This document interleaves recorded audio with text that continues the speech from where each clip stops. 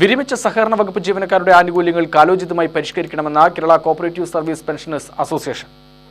Pension ബോർഡിന് നിരവധി നിർദ്ദേശങ്ങൾ അപേക്ഷിച്ചെങ്കിലും പലതിനും പരിഹാരമില്ലെന്ന് സംസ്ഥാന സെക്രട്ടറി മുണ്ടൂർ രാമകൃഷ്ണൻ വാർത്താസമ്മേളനത്തിൽ പറഞ്ഞു.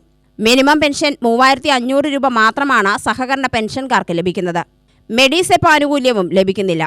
കിട്ടിക്കൊണ്ടിരുന്ന 9% DA നിലവിൽ കിട്ടാത്ത സ്ഥിതിയാണ്. വിരമിച്ച ജീവനക്കാരെ പാടെ ഉപേക്ഷിക്കുന്ന സമീപനത്തിൽ നിന്നും സഹകരണ വകുപ്പ് പിന്മാറണം.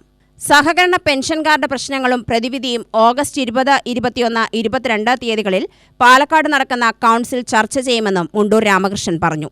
ഞങ്ങളുടെ പ്രധാനപ്പെട്ട ആവശ്യമെന്ന് പറയുന്നത് സഹകരണ പെൻഷൻകാർക്ക് മറ്റ് സർവീസ് പെൻഷൻകാരനെ പോലുള്ള പെൻഷൻ അല്ല ഉള്ളത്.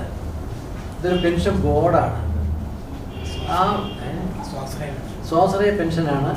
ഞങ്ങളുടെ പ്രോവിഡൻറ്റ് ഫണ്ട് അങ്ങോട്ട് അടച്ച പൈസയുടെ അതിൽ നിന്ന് ഇപ്പോഴത്തെ ജീവനക്കാരും അടയ്ക്കുന്ന പൈസയും കൂടി കൂട്ടിയിട്ടുള്ള ഇൻട്രസ്റ്റും മറ്റുമൊക്കെ ആയിട്ടാണ് തരുന്നത്.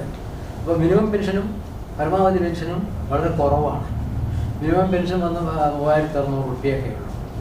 പരമാവധി പെൻഷൻ പറയുന്നത് 18,000 ഒക്കെ ഉള്ളൂ. അപ്പോൾ ആ പെൻഷൻ കൂട്ടണം. അതുപോലെ DA ഞങ്ങൾക്ക് നേരത്തെ 9% DA ഉണ്ടായിരുന്നതാണ്. 2021 ഒരു പെൻഷൻ പരിഷ്കരണം നടത്തിയപ്പോൾ സാധാരണ പെൻഷൻ പരിഷ്കരണം നടപ്പാക്കുമ്പോൾ DA കുറച്ച് കൂട്ടുക ചെയ്യുക. ഇത് പെൻഷൻ പരിഷ്കരണം വന്നപ്പോൾ ഞങ്ങൾ 9% DA കട്ട് ചെയ്യും. കമ്മീഷൻ റിപ്പോർട്ടിൽ അങ്ങനെ പറഞ്ഞിരുന്നില്ല, പക്ഷെ 10% ഇൻക്രീസ് തന്നു എന്ന് പറഞ്ഞുകൊണ്ട് കൂട്ടി. ഇപ്പം ഞങ്ങൾക്ക് ഈ പോയ സംഗതിക്ക് വേണ്ടിയിട്ടാണ് ഇപ്പോൾ ഞങ്ങൾ യുദ്ധം ചെയ്യണത്. DAക്ക് വേണ്ടിയിട്ട് DA പ്രസാദിക്കണം.